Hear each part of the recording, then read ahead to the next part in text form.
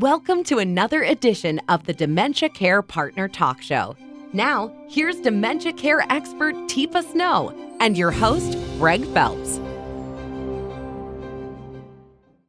Lewy bodies or Lewy body disease. Exactly what is that, and why are we suddenly hearing so much about it? Is this just another kind of dementia or something totally unrelated, or am I just paying attention to it? Has it always been there? I got lots of questions for you, Teepa. Okay, Greg. So you and a lot of other people. So it turns out a couple of years ago, those of us who'd been in the business a good long while of understanding dementia had been saying a long time, this is a lot more common than everybody thinks it is. But everybody's going, no, very rare, very rare, very rare. And then 2 years ago, the physicians got into the act and the researchers and went, oh, wow, this is a lot more common than we thought. And it came from people who had been studying Parkinson's disease. And it turns out that Parkinsonism and Lewy body disease have a commonality, and it is called alpha-synuclein protein malformations. Easy for you to say, apparently. I've rehearsed a lot. Now, what's interesting is it is a type of dementia, but not always. So the reason some people develop Parkinson's, which is basically a motor phenomena, and others develop what's called Lewy body disease, is where in the brain it sort of settles itself. This abnormal synuclein protein malformation system starts up. If it starts in the substantia nigra, down in the core pathways of the brain, then you end up more with a Parkinson's type feature where you have mobility problems, where you have problems with smoothing your movements out. So very frequent people end up with a resting tremor or cogwheeling rigidity or a facial mask where they have a really difficult time initiating a smile, or they may have problems with starting movement or changing movement. But with the Lewy body disease, the startup occurs deep in the core of the brain, but then also happens on the surface of the brain. And the synuclein protein malformation is in lots of different places. And so that's called diffuse Lewy body disease. So is it actually, I'm a visual learner, as you're aware. Yeah. Is it actually a thing in my brain? Like if I looked under a microscope, is there actually a little thing in there? Well, okay, so what it is normally synuclein protein is active in your brain and it works pretty normally. But when there's an abnormality, it starts to form sheaths, like layers and sheets. And normally that shouldn't happen. It should be individual cells. They break up, they float away, just sort of like the beta amyloid phenomena with Alzheimer's, or the tau pathologies with frontal temporal or Alzheimer's as well.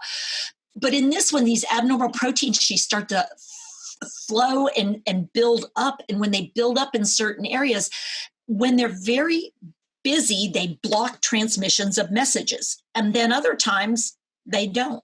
And so one of the hallmarks of Lewy body disease is symptoms on, symptoms off, symptoms on, symptoms off. And because we see these abnormal formations, and eventually it results in abnormal granulation tissue formations, which is these Lewy, Dr. Lewy, like Dr. Alzheimer's, Dr. Parkinson's, these abnormal granulation tissue, which is sort of a globby kind of tissue, takes over and replaces normal brain tissue. And so you have these Lewy bodies all over the cortex of the brain and deep inside the brain. And the ones deep inside the brain are the ones that affect, so people can have real rapid changes in blood pressure, blood sugar, heart rate, anxiety, chemical shifts. They also have trouble with day, night, and circadian rhythms. They sleep disturbances, can't get into a good REM sleep, restlessness. And their movement tends to be more what's called because it affects the cortex, more the surface of the brain and the sensory motor pathways up there.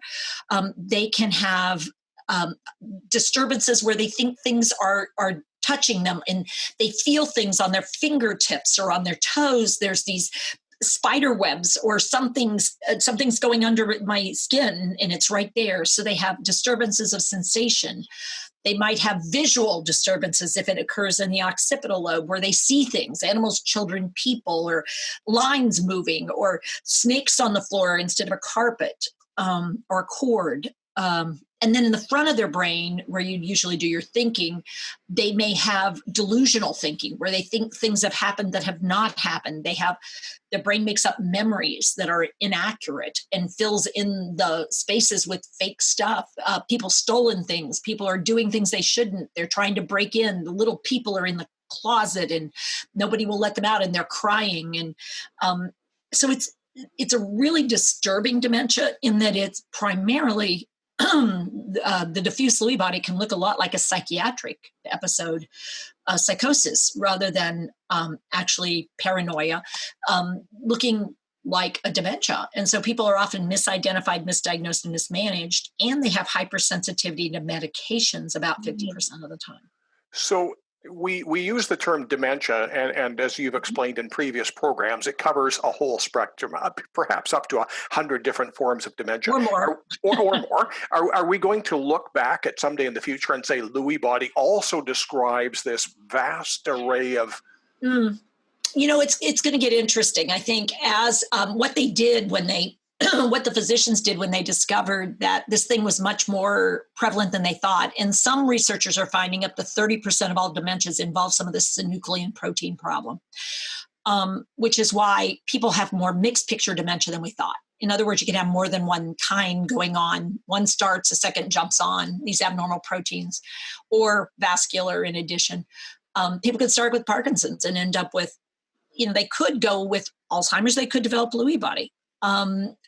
So what we're finding out is it's a lot more complicated than we had hoped. But 2 years ago, they set up 11 centers of excellence across the U.S. to study Lewy body, because all of a sudden people were realizing, we have a lot of practitioners who know nothing about this. I mean, nothing. And they're supposed to be evaluating for dementia. We have a lot of unfortunate situations where people are mismanaged, and like some dementias, but Lewy body is a high risk. People have died due to use of medications that should not be used with Lewy body. It's high risk. Joanne, aren't you glad we get to sort of sit on the sidelines and let people... Oh my gosh. It's like a world experience with Teepa every day.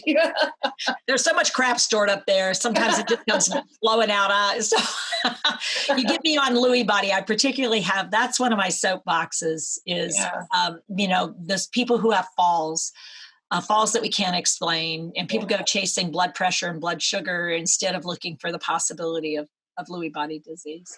So are there reasonable treatments? Because the first thing that we, as a society, we've sort of been taught to do is look for medication. I need a pill. I need to fix this. Yeah, this is the bad news about Lewy body. Of all the dementias, it's the most risky to start throwing medicines at without very careful consideration.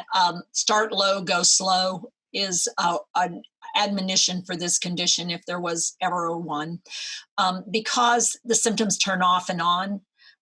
Unfortunately, a lot of medications people might think about using to manage one part of what happens actually makes the other part much more problematic and even dangerous or deadly. So, for instance, if you're trying to manage the hallucinations, it can impair the mobility system to a point where it's toxic, and people can't chew, can't swallow, can't breathe effectively, and people die every month around the world having Lewy body without somebody having them diagnosed with Lewy body. So it can have that teeter-totter effect. You push down here and all of a sudden it pops up over there. Yeah.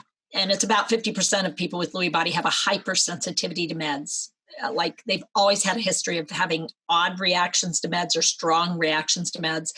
And that pattern in of itself is a warning sign that you want to be incredibly careful about antipsychotics, anti-anxiolytics, anything to control anxiety, to control depression, even things for antibiotics can sometimes cause very unusual reactions in these folks. So for care partners, Teepa, what are there some skills that we could develop to, I was going to say deal, but I guess you don't really deal. You learn a few coping skills. You develop skills. Yeah. And knowledge. I think more than, it's important in all dementias in my mind for the care partner to really understand dementia, no more so than in Lewy body. And even working with a physician to, identify known allergies as some of the medications you don't want them on, being a strong advocate. So really recognizing when I don't know who you are to me, or I think you're trying to hurt me and you're not, that's a moment to step back and realize, I am so sorry. I was trying to help and I scared you, or I'm making you angry, or what's happening you think I'm causing, and I hate that. I'm going to step back right now because this isn't okay, rather than saying I'm not, you need to take these medicines, I'm not trying to poison you, which is our natural, I'm not, I'm just trying to help. But the person can't see it that way, and it's so hard to let go of the right to respond to the need. And Lewy body, more than any other dementia, I believe, calls on us to stretch our capacity, or step away and say someone with capacity needs to step up. I can't do this right now, and acknowledge our limitations at being illogical, because Lewy body's totally illogical in its attack, and you can't make it quit because you wanted to. I can't make somebody go to sleep. And drugs to induce sleep can actually cause harm for this population. So it's really hard sometimes, though, because you can see the damage of not sleeping. But to try to induce sleep, you run the risk of so many other things. So looking for things that, and this is quite honestly where CBD is actually showing some promise for many people who've tried lots of other things. And yet for them, this does work, but it should be done with skill and thought. Hopefully that will be a program for another day. We can dive into the whole CBD. If people have questions regarding Lewy body disease and all of the affiliated syndromes or conditions with it, do you have a DVD? Do you have a program? How can I get more information? Yeah, we have a number of programs with Lewy body because it is such a prevalent thing, and I've been interested in and involved in Lewy body for quite some time. There's also association, a U.S. association. I don't know about in Canada if there's an active association for Lewy body. It's the American Lewy Body Association, and they have really great resources available on there. We have a DVD, we have numbers of webinars, we have lots of short YouTube clips. We have a session that I did with a neurologist who's an expert in Parkinson's and some Lewy body that I do some programming with care partners. And we have clips of that for free on the website as well. Okay, and that website is available to people at? TeepaSnow.com. Joanne and Teepa, thank you very much. My pleasure.